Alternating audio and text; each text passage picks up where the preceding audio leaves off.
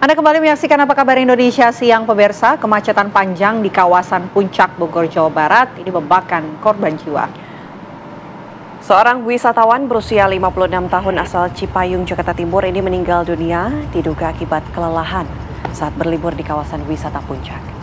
Sebelumnya almarhum mengalami sesak nafas saat hendak pulang ke Jakarta menggunakan bus dari lokasi agrowisata Gunung Mas.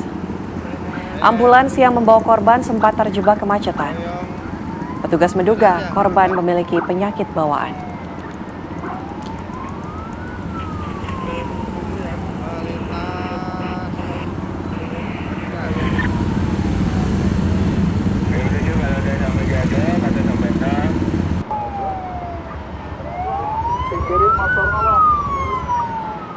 Tentunya kami turut berduka cita atas kejadian ini, dan untuk mengetahui kronologi kejadiannya sudah ada rekan kami Zinedine Duhan yang saat ini berada di rumah duka di kawasan Cipayung, Jakarta Timur. Selamat siang Duhan, laporan Anda silakan.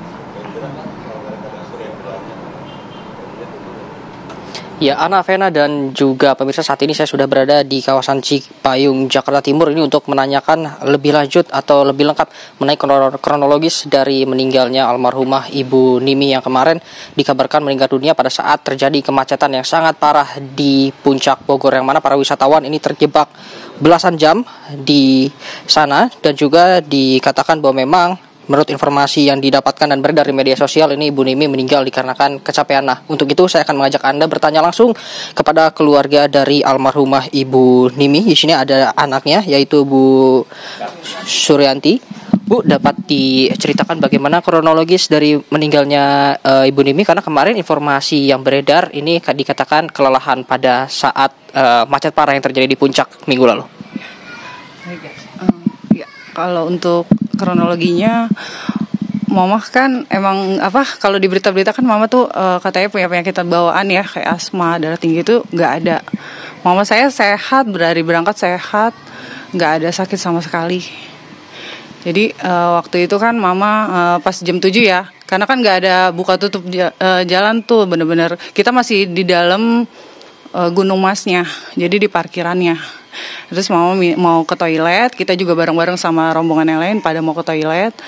Ternyata pas sebelum nyampe ke toilet, Mama udah kayak kebelet pipis gitu, udah Mama gak tahan. Akhirnya saya antar Mama ke ngambil ke pinggir ke kebun tehnya langsung.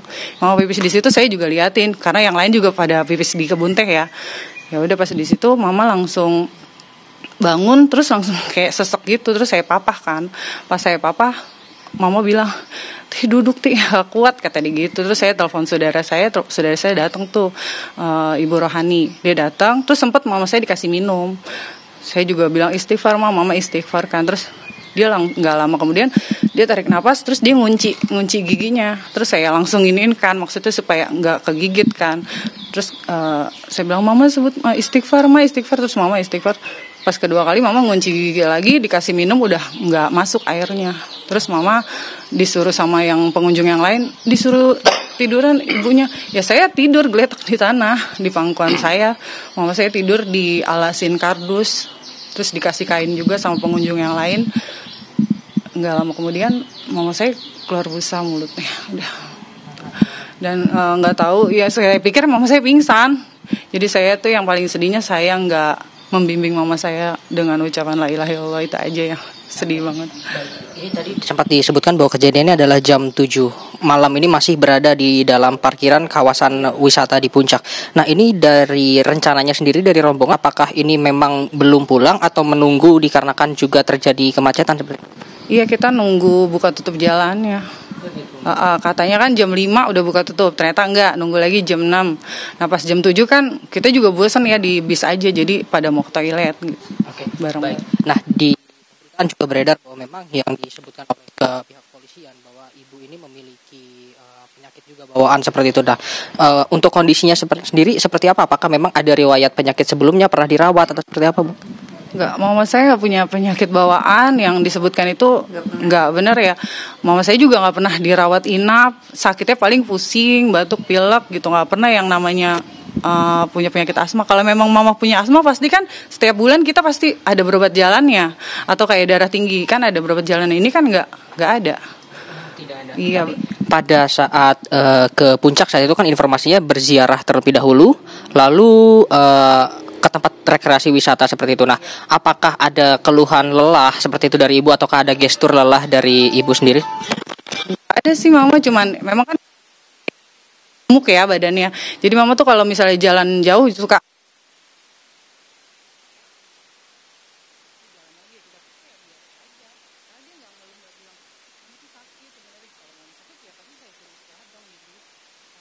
saya juga nggak ngeluh apa-apa dan makan pun seperti biasa normal gitu. Malah kemarin makan itu bareng-bareng dia lebih banyak porsinya dari biasanya. Bagi kita pikir dia sehat-sehat aja gitu. Cuman pas kita mau belanja ke itu kan, mama saya bilang, mama nggak usah ikut deh, ya udah mama balik aja ke bis. Ya udah mama ke bis sama rombongan kita yang pada belanja gitu. Apakah ada tanda-tanda seperti itu? Apakah misalnya ibu ada perbedaan sifat atau perbedaan sikap pada menjelang di akhir hayatnya seperti itu?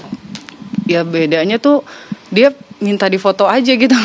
Biasanya kan kalau saya foto-foto suka ngapain sih foto-foto terus gitu. Tapi kalau pas kemarin tuh mama malah minta videoin dong, foto-fotoin dong gitu.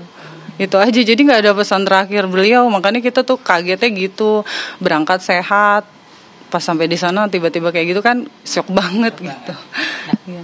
Ini kan kejadiannya pada pukul 7 malam yang mana pada saat itu juga kemacetan masih sangat parah, buka tutup masih belum dibuka kembali seperti itu. Nah, untuk proses kepulangannya sendiri lalu pemeriksaan dan lain-lain itu dilakukan pada pukul berapa Bu baru bisa ditangani? Kita kan setelah dari Kebun Teh itu mama saya dibawa ya pakai tangan tapi nggak pakai tandu.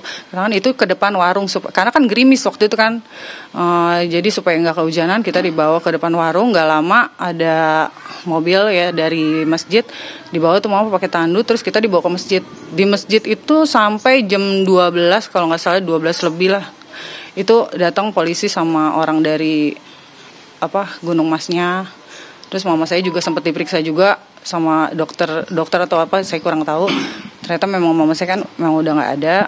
Terus nggak lama ya ngobrolnya sih sama kakak saya ya tentang masalah mau dibawanya pulang gimana. Terus ini sama Kapolres juga kan semuanya datang. Ya udah akhirnya kita naik ambulannya itu sekitar jam 1 kurang dan sampai rumah jam 2.